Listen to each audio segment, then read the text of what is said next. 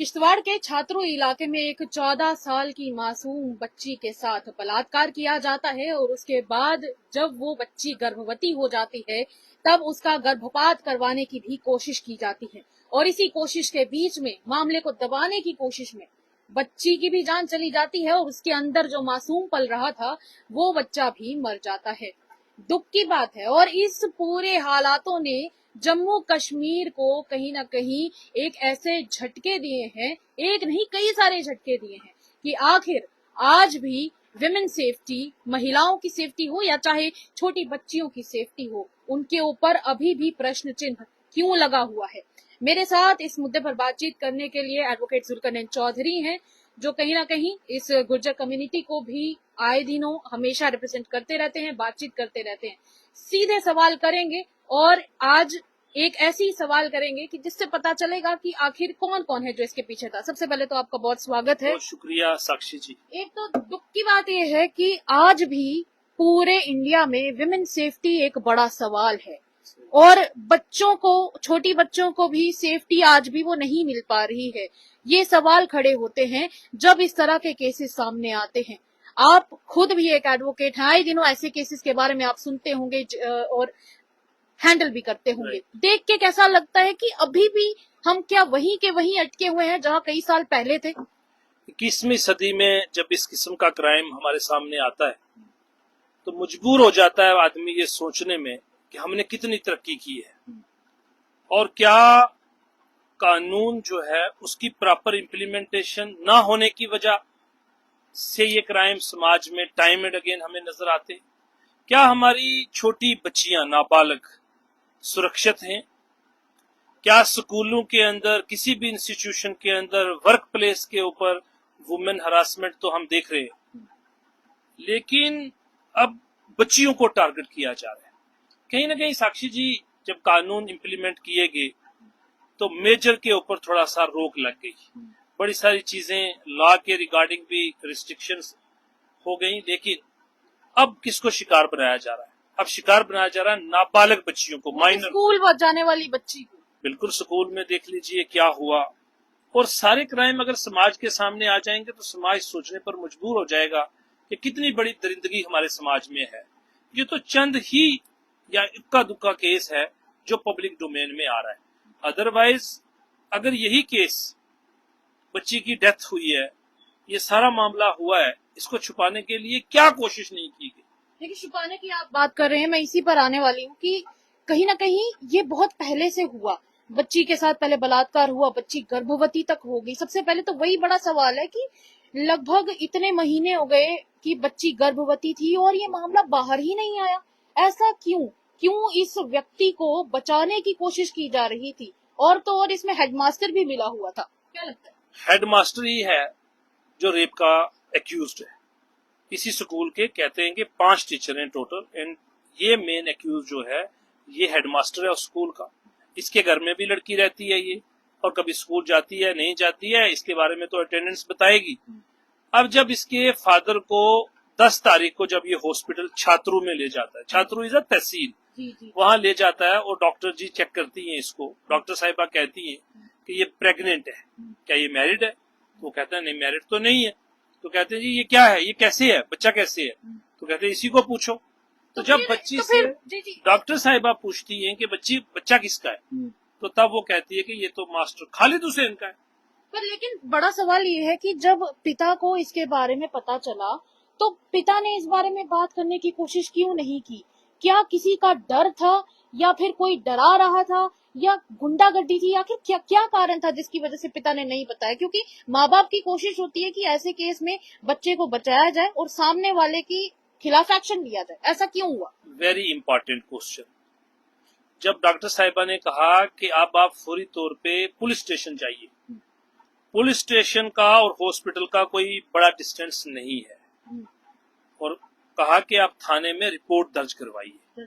Father फौरी तौर पे हॉस्पिटल से निकला है, खुद कह रहे, और मैं छात्रू पुलिस स्टेशन की तरफ जा रहा हूँ, इतने में 2 शख्स आ जाते हैं। अच्छा, आप मिलने गए थे उनसे तभी? मैं खुद वहाँ मौके पर भी गया हूँ छात्रू में, और मैंने चाहा कि एक तो इनके साथ कंडोलेंस किया जाए, वहाँ की लीडरशिप से हमारी मुलाकात हुई, वहाँ की सिविल सोसाइटी से हम मिलकर आए। तो उस दौरान उन्होंने ये सब कुछ ये आपको सारी बताया? बात उनके फादर ने बताई और ये अब पब्लिक डोमेन में है, जी जी क्योंकि अब कुछ लोगों ने उनके फादर का इंटरव्यू भी कर लिया है। जी जी जी बिल्कुल। वो खुद ये बातें सब बता रहे हैं, इसको कोई छुपाने वाली बात है नहीं। तो फिर उसके बाद क्या हुआ? जब वो जो दो लोग इनको मिले, उन्होंने इनको पकड़ा, उनको कहा कि भाई आपका मुंह काला हो जाएगा, आप समाज में जी नहीं पाएंगे कि आपकी बेटी के साथ ऐसा हुआ है और आपको बिल्कुल ऐसा नहीं करिएगा।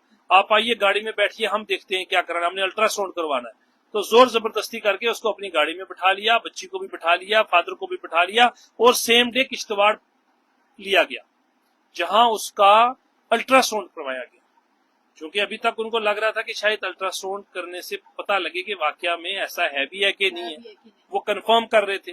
तो जब अल्ट्रासाउंड होता है उसमें आ जाता है कि यस प्रेगनेंसी है। उसके बाद उसका फादर कहता है कि जो शख्स इनको लेके छात्रु से किश्तवाड़ लेके गया, उसने जो स्लिप अल्ट्रासाउंड किया कि जो रिपोर्ट थी उसके 3 फोटो उठाए गाड़ी की सीट पे उस स्लिप को रख के। अच्छा। और मैंने स्लिप लेना चाहिए तो मुझसे स्लिप छीन ली, कहा आपने को क्या करनी है। अच्छा। फिर उसने गाड़ी में डाला और वापस छात्रों में लाया जहां पंचायतें हुई हैं, जहां मतलब पंचायत एडमिनिस्ट्रेशन भी इन्वॉल्व थी। अब एडमिनिस्ट्रेशन शायद इन्वॉल्व नहीं थी उस वक्त तक, मैं नहीं कह सकता, लेकिन लोकल लोग इन्वॉल्व हो गए जो मुलजिम को बचाना चाहते थे, जो उसको सेव करना चाहते थे, जो उसको सिक्योर करना चाहते थे, जो इस केस को कवर अप करना चाहते थे। उन 8-10 लोगों की सेम 10 अगस्त को ही पंचायत हो गई और उसके बाप को इस कॉन्फिडेंस में लाया कि तूने ये बात बाहर बिल्कुल नहीं निकाली, हम इसको देखेंगे कैसे सेटल करना है। देन उसके फादर ने यहां तक ऑफर किया कि भाई अगर जिसका बच्चा है उसको बोलो मेरी लड़की से शादी कर ले। आप अंदाजा लगा सकते हैं उसकी इनोसेंसी कितनी है, वो कितना पिछड़े हुए समाज से वो शख्स आता है जो आज तक किश्तवाड़ से डोडा तक कभी आया ही नहीं, पूरी लाइफ में नहीं आया। पूरी लाइफ में एक ही डिस्ट्रिक्ट में उसने जिंदगी बिताई है। गुर्बत का ये आलम है कि हम और आप सोच ही नहीं सकते। फिर पंचायतें होती रही, उसके फादर को कॉन्फिडेंस में लिया गया कि आपको ये बात बाहर बिल्कुल नहीं निकालनी है, हम इस मसले का हल करेंगे। तो ये कितने महीने तक ये सब चलता रहा? ये 10 अगस्त से 19 अगस्त तक। अच्छा, ये मतलब 10 अगस्त से 19 अगस्त, यही जो 7-8 दिन का टाइम है। पर 19 अगस्त को कहा जी आप लड़की को ले चलना, हमने अल्ट्रासाउंड दोबारा से कराना है वहाँ किश्तवाड़ में। अच्छा। तो ये जो मेन मुल्जिम है खालिद हुसैन, उसका भाई गाड़ी लेके आता है, लड़की को भी लेता है, उसके फादर को भी लेता है, ये सो कॉल्ड जो नाना है और ये सारे लोग पहुंचते हैं किश्तवाड़। वहाँ एक सो कॉल्ड हॉस्पिटल में ले जाते हैं, वहाँ उस लड़की को कहा जाता है कि आपको उसको दवाइयां खिलाएंगे। उसके बाद ये जो इसका भाई है जो अभी अरेस्ट है, ये अपने घर में जो उसका प्राइवेट वहाँ रेजिडेंस है वहाँ लेके आता है। लेकिन एक सवाल ये भी है कि कभी कोई एक छोटा सा एक्सीडेंट भी हो जाए और व्यक्ति को जब अस्पताल लेके जाया जाता है तब सबसे पहले हॉस्पिटल का एडमिनिस्ट्रेशन बोलता है कि आप भाई पुलिस को बुला के ले, ये पुलिस केस है। या फिर 2 लोगों में लड़ाई हो जाती है तब भी किसी को चोट लगे, अस्पताल इलाज करवाया जाए, तो वो कहते हैं कि आप ये मामला पुलिस के पास हमें बताना पड़ेगा। अगर सामने वाला नहीं बताता तो कई बार हॉस्पिटल की एडमिनिस्ट्रेशन खुद ही पुलिस को इन्फॉर्म करती है। तो हॉस्पिटल की जो एडमिनिस्ट्रेशन थी उन्होंने क्यों ये काम नहीं किया, क्यों नहीं बताया? कहीं ऐसा तो नहीं है कि जिस हॉस्पिटल में लेकर गई उनकी एडमिनिस्ट्रेशन भी बीच में मिली हुई है? हर चीज मैनेज थी। फैक्ट्स और सर्कमस्टांसेस ये साबित करते हैं कि हर चीज उन्होंने, every institution and every office was very beautifully managed, तभी ये सारा कुछ हो रहा था। आप अंदाजा लगाओ, जिसने जो मैनेज नहीं था वो खामोश रहा, वो देखता रहा। और आप देखिए जब 10 लोगों के बीच में छात्रों में ये बात पता चल गई तो ये 10 लोगों तक बात तो नहीं रही होगी, ये एटलीस्ट 100 लोगों तक खबर थी और उन्होंने सब खामोश रहे। किसी ने इसको बचाने की कोशिश नहीं की, सब इस बात में थे कि मुलजिम को बचाया जाए। एक तो हम पंचायत की बात करें कि पंचायत एडमिनिस्ट्रेशन को भी पता चल चुका था, हॉस्पिटल की एडमिनिस्ट्रेशन भी थी, स्कूल की एडमिनिस्ट्रेशन भी थी, और कौन कौन सा डिपार्टमेंट आपको लगता है जो इसमें इन्वॉल्व था? जब किश्तवाड़ लेके, जब जिस दिन उसको 19 तारीख को पहले दवाइयां दे के प्लान किया गया कि हम इसको लेबर केस बनाएं, जब मेडिसिन दी गई तो उसके बाद घर लिया गया सो दैट जब तक पेन स्टार्ट होती तब तक का टाइम कैसे कंज्यूम करना है, तो घर में रखा गया। जब घर में रखा गया तो वहां उसको वोमिटिंग होती है, उसका वालिद कहता है कि बच्ची को वोमिटिंग हो रही है तो आप इसको यहाँ क्यों रखा, कहते हैं हम खाना खा रहे हैं, हम खाना खाते हैं, इसको ले चलते हैं। अब वहां से उठाते हैं पेन का केस बना के, लेबर पेन का, तो कहाँ ले जाते हैं? डिस्ट्रिक्ट हॉस्पिटल किश्तवाड़ में। एग्जीक्यूट पहले कर दिया। अच्छा। केस कैसे बना, देखिए ना कैसा प्रोग्राम है। क्रिमिनल ने किस तरीके से इसको चार्ट आउट किया है। मतलब पूरी प्लानिंग चल रही थी, सब प्लानिंग कुछ के साथ। एग्जीक्यूशन भी चल रही थी। एग्जैक्टली पूरी प्लानिंग के साथ एग्जीक्यूट किया जा रहा था। और अब इसके बाप को यहीं रखा। अब बाप को क्यों नहीं साथ लिया? अब बाप को बंद कर दिया यहाँ किश्तवाड़ प्राइवेट रेजिडेंस पे, जो कि खालिद हुसैन का भाई है, उसके रेजिडेंस पे बंद किया। बाप को वहां छोड़ा, वहां से लावारसों की तरह उसको ले गए। अब किश्तवाड़ हॉस्पिटल में डॉक्टरों ने कैसे काम करना था, जो आपका सवाल है, वेरी रिस्पॉन्सिबिलिटी के साथ कि भाई अब ये पेशेंट हमारे पास आया है, हमने इसको देखना है, इसको लेबर पेन हो रहा है, अब इसको यहां से कैसे छोड़ दिया और कैसे ये उस लेबर रूम से बाहर चली आई और वहां से फिर उसको डोडा ले जाते। और डोडा और किश्तवाड़ के दरमियान में गाड़ी के अंदर तड़प तड़प के उसने बच्चा डिलीवर किया है। और यहां तक जो रिपोर्ट है वो ये कह रही है कि उसको स्टिच कहाँ लगे हैं, जाके स्टिच लगे हैं डोडा हॉस्पिटल में जाके। जब उसको ब्लीडिंग हो रही थी, तड़प तड़प के वो लड़की ने जान दी है। और डोडा हॉस्पिटल में उसके सारे वाइटल ऑर्गन्स जो हैं वो प्रॉपर फंक्शन नहीं कर रहे थे। सुनते ही तौबा करने का दिल करता है। सुनते ही तौबा करने का दिल करता है। हो गया था। मैं तभी तो कह रहा हूँ कि कौन आदमी है जो ये कहानी सुन के और सुनाए कैसे और क्या करे। हमारे समाज में इतनी बड़ी दरिंदगी आज भी मौजूद है। और फिर उस लड़की को किन हालात में कैसे डोडा जीएमसी से वो बच्ची बाहर निकाली गई, कैसे डॉक्टरों ने उसको इतनी क्रिटिकल कंडीशन में इन दरिंदों के हवाले किया गया, ये सारे सवाल बनते हैं। ये 8-10 लोग इन गाड़ियों के अंदर मौजूद थे जिन्होंने फिर डोडा से भी लड़की को ले लिया इन अ वेरी क्रिटिकल कंडीशन। फिर कहते हैं उधमपुर लाए, उधमपुर तक उसकी डेथ हो गई, फिर वहां से एम्बुलेंस की, तो एम्बुलेंस को फिर वापस लेके जा रहे थे, कब्र भी खोद ली थी दफनाने के लिए। अब एक्शन की बात करते हैं। एसआईटी का गठन हो चुका है और कहीं ना कहीं आपने भी एक बड़ा रोल इसमें प्ले किया। क्या लगता है कि इससे कुछ हो पाएगा? दूसरी तरफ रही बात एनसीएसटी की, उनकी तरफ से भी एक नोटिस भेज दिया जा चुका है कि 5 दिन के अंदर अंदर हमें इस पे जवाब चाहिए, अदरवाइज हमारी तरफ से समन भेज दिया जाएगा। क्या लगता है कि इस पर कोई एक्शन हो पाएगा या फिर बाकी मामलों की तरह ये मामला भी शिफ्ट होता जाएगा आगे तक? क्योंकि विमेन सेफ्टी की बात है और अभी भी प्रश्न चिन्ह रहा है। Very important question. आज हम सब की, पूरे समाज की नजरें किस पर हैं? किश्तवाड़ पुलिस पे। बिल्कुल बिल्कुल। क्यों नजरें हैं? क्योंकि ये उनकी जुरिस्डिक्शन, छात्रू एसएचओ की जुरिस्डिक्शन का केस है। डे 1 हमने कहा था कि एफआईआर रजिस्टर करो, एटलीस्ट एफआईआर रजिस्टर हुआ, 2 लोगों को अरेस्ट किया गया, सिट कॉन्स्टिट्यूट की है, लेकिन अफसोस की बात है कि वो ऑर्डर पब्लिक डोमेन में अभी तक पुलिस ने नहीं लाया। क्या दिक्कत है? क्यों नहीं आप ला रहे? आप छोटी सी चीज के लिए भी प्रेस कॉन्फ्रेंस करते हो, लेकिन हमें बताया गया है, इंश्योर किया गया है कि सिट इसमें कॉन्स्टिट्यूट हो गई। We are very much hopeful कि पुलिस इस केस में कार्रवाई करेगी as per expectation of the people of Jammu and Kashmir and as per the due procedure of law.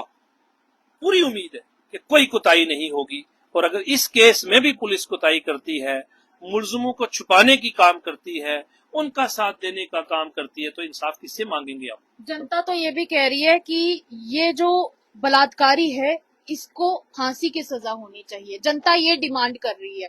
क्या लगता है जब सारे सबूत इकट्ठे हो जाएंगे तो जनता की बात सुनी जाए या तो फिर जो, क्योंकि देखिए जाहिर सी बात है, जो व्यक्ति एक बार ऐसा कर सकता है क्या वो व्यक्ति किसी और बच्ची के साथ ऐसा नहीं करेगा? ये बड़ा सवाल है। क्या लगता है आपको कि उम्र कैद हो सकती है या फिर जो जनता डिमांड कर रही है फांसी की सजा वो हो सकती है? क्या लगता है? देखिए साक्षी जी, अभी हम बहुत ही इनिशियल स्टेज पे हैं। इनिशियल ये एक बड़ा लंबा काम है जी जी। क्योंकि अभी ट्रायल स्टार्ट ही नहीं हुआ, अभी तो लोग अरेस्ट ही नहीं हुए और कोई एक आदमी तो इसमें मुलजिम है नहीं है। इसमें कम से कम 15 से 20 लोग इन्वॉल्व हैं। पंचायत करने वाले, प्लान को एग्जीक्यूट करने वाले, 19 और 20 की रात को साथ जो चल रहे थे, जिनकी प्रेजेंस में ये सारा क्राइम एग्जीक्यूट हुआ है, और ये तमाम लोग इस केस के मुलव्वस है। अभी हमें जो हमारी गुहार है वो ये है कि इन लोगों को अरेस्ट कर लिया जाए, सीसीटीवी फुटेज को प्रिजर्व किया जाए, मेडिकल रिकॉर्ड को कलेक्ट किया जाए, तमाम तरीके से फादर की स्टेटमेंट रिकॉर्ड होनी चाहिए बिफोर द मैजिस्ट्रेट, उसकी मदर की होनी चाहिए, रेस्ट ऑफ जो लोगों ने इसको दफनाया है, जितने आपको विटनेसेस चाहिए, वो सारे लोगों को आपको इस वक्त काम करने की जरूरत है। सबसे पहले पुलिस केस तो मेड आउट करे, उसके बाद चार्जशीट फाइल होगी। चार्जशीट जब फाइल होगी उसके बाद केस की सुनवाई शुरू होगी। तो हम चाहेंगे उस वक्त के ये फास्ट ट्रैक लेवल के ऊपर केस की सुनवाई हो, तो ताकि इस केस का लोगों को पता चले कि भाई एक एग्जाम्पल सेट हो। Punishment is already prescribed under law. अगर उसमें कोई अमेंडमेंट चाहिए तो फिर पार्लियामेंट ऑफ इंडिया को उसमें अमेंडमेंट करनी पड़ेगी, बिकॉज बीएनएस अब सेंटर का कानून यहाँ लागू है। पॉक्सो एक्ट जो है वो सेंटर का यहाँ पर लागू है। जहां तक नेशनल कमीशन तक किसी ने रिपोर्ट की है, मैंने देखा उन्होंने भी नोटिस जारी किया, बट वो कोर्ट जो है वो ट्रायल का कोर्ट नहीं है। वो कॉग्निजेंस ले सकते हैं, बाकी चीजों को हल कर सकते हैं, लेकिन ट्रायल अल्टीमेटली पॉक्सो कोर्ट के पास, जिनके पास, क्योंकि किश्तवाड़ के अंदर स्पेशल कोर्ट है नहीं, वहां जो सेशन जज साहब है उन्हीं के पास चार्ज है पॉक्सो का भी। तो ट्रायल अल्टीमेटली किश्तवाड़ में शुरू होगा, वहां पर ये केस चलेगा, वहां ये साबित होगा कि ये सारी चीजें जो हम और आप लोग आज कह रहे हैं, जो क्राइम की हिस्ट्री है, ये वहां पर खुलेगी। लेकिन मकसद क्या है हम सबका ये कहने का, सो दैट कोई कुताही ना रहे, सो दैट ये जो एविडेंस की डिस्ट्रक्शन, अरेस्ट का एक ऑब्जेक्ट है वो ये है कि कोई एक्यूज्ड इन्फ्लुएंस अपना नहीं इस्तेमाल करे अपने आप को बचाने के लिए। तो इसलिए हम चाहते हैं एज सुन एज पॉसिबल इनको अरेस्ट किया जाए, ताकि सारी मेडिकल रिपोर्ट, सारी चीजों को जितना भी हमने बताया है, और इसके अलावा पुलिस अच्छे से काम करे, ताकि ये एक सवालिया निशान अब पुलिस पर है। देखिए उन लोगों ने तो जिम्मेदारी बनती है, कहीं किसकी बनती है, हमारा रुखवाला कौन है, पुलिस। लॉ एंड ऑर्डर को कौन मेंटेन करेगा, क्राइम को मेड आउट कौन करेगा, समाज में क्राइम को खत्म कौन करेगा, ये सारी चीजों के लिए पुलिस जिम्मेदार है। और हम बड़ी उम्मीद रखते हैं कि 10 दिन के अंदर अंदर पुलिस ये सारी कार्रवाई करके एटलीस्ट ये सारे लोगों को अरेस्ट तो करो।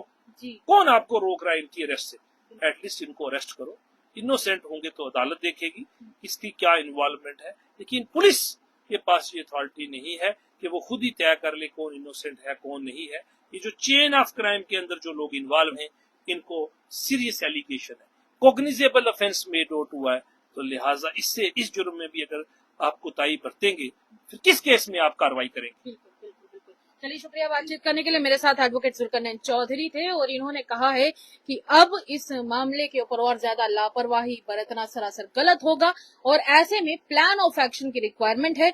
इन सबको अरेस्ट करना चाहिए, इनके खिलाफ जो जो सबूत बनते हैं वो कलेक्ट हों, जिसमें सीसीटीवी फुटेजेस हो सकते हैं, फिर उसके अलावा बयानात हो सकते हैं, आई विटनेसेस हो सकते हैं। ये सारी चीजें लॉ एंड ऑर्डर को इस्तेमाल करते हुए कहीं ना कहीं अब जरूरत है ये बताने की कि जब कोई व्यक्ति कहता है दूसरे से कि I will see you in the court, तो वो विश्वास बना रहे। तब तक के लिए इतना ही। आप तक और भी खबरें हम लोग पहुंचाने की कोशिश करेंगे और तब तक के लिए आप जुड़े रहिएगा हमारे साथ। इस खबर को जरूर शेयर कीजिएगा और फिलहाल मुझे इजाजत दीजिएगा। नमस्कार।